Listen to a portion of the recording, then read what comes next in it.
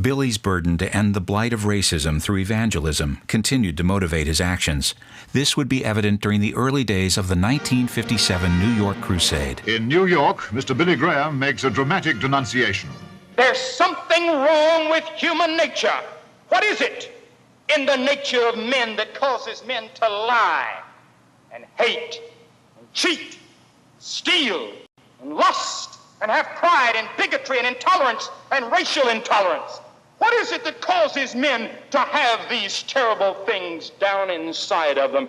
The problem of the world tonight is sin. Billy had said, I'm reaching 28,000 people every night at Madison Square Garden. The place is packed and jammed.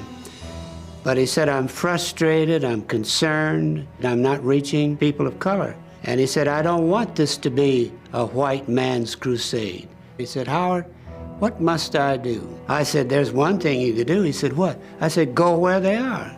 He said, I'll go. So one Sunday afternoon, we went up there. I made all the arrangements. We were going to have it Salem Methodist Church, a large church in Harlem. And we ended up with 8,000 people there that afternoon. Then the next Sunday, we went to Brooklyn. 10,000 people turned out. Billy preached, they responded. He said, will you come? They said, Billy, since you came to Brooklyn, we're going to come to Madison Square Garden. And that was the beginning of the change of the racial climate at Madison Square Garden. There was a browning, a coloring of that tremendous crowd. During the New York Crusade, another very interesting thing happened. One night he invited Martin Luther King to come and pray. And again, he got some nasty letters. They said, why do you want to have that in preacher here? Again, Billy said, I don't care. I'm going to do what's right. So that night, Martin came. He sat on the platform right next to Billy. So Martin got up and prayed. I have never heard that man pray a prayer like he prayed. And he really touched heaven, so to speak. Tonight, we're delighted to have from Montgomery, Alabama, Dr. Martin Luther King, the minister of the Dexter Avenue Baptist Church.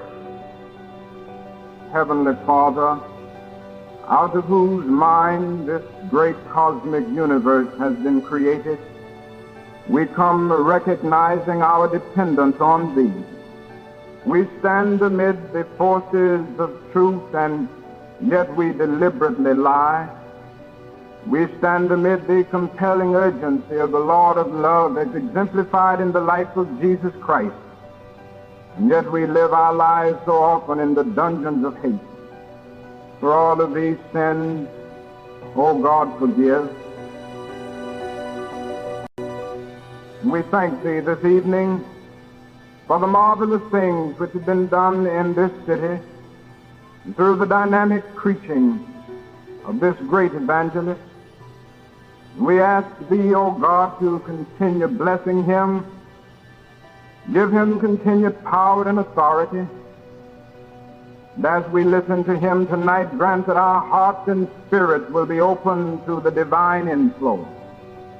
All of these things we ask in the name of him who taught us to pray.